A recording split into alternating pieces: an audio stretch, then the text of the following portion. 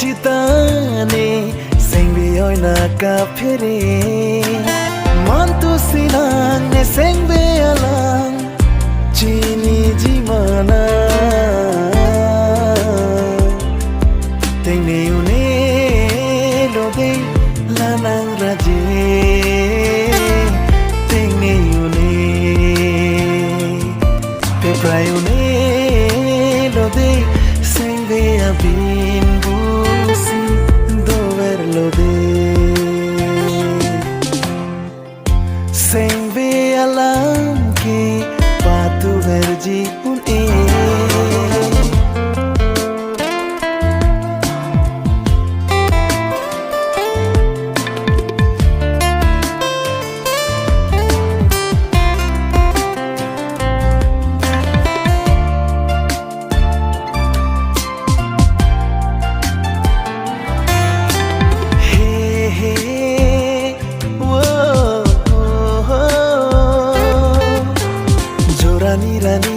Rani kamun thidam juchingki che than long ji mene puan jorani rani tane kamun thidam juchingki che than long ji mene puan palokai bomlo ne o kang ho nang raje ne sarti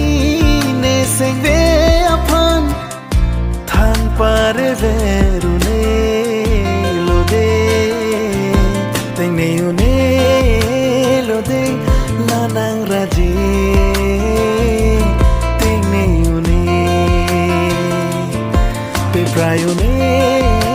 lo de sengbe abin busi dover lo de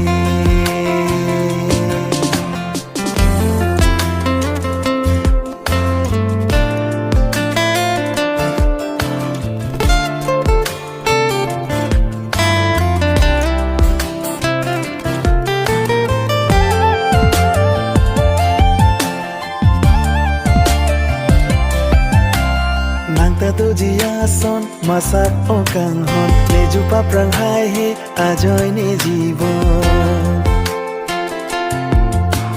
naka tu jia son masak o kang hon leju paprang hai he ajoy ni jibon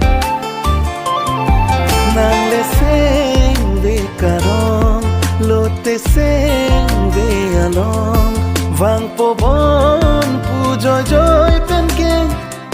nang phan sika chom hong binon tengne une lo de lanang raje tengne une pe prai une lo de sengve abin busi dover lo de sengve alam ke patu verji un jude jitane sengbe oina ka phere mantu sinang ne sengbe alang chini jimana tengne une lo de lanang raje tengne une pe prai une lo de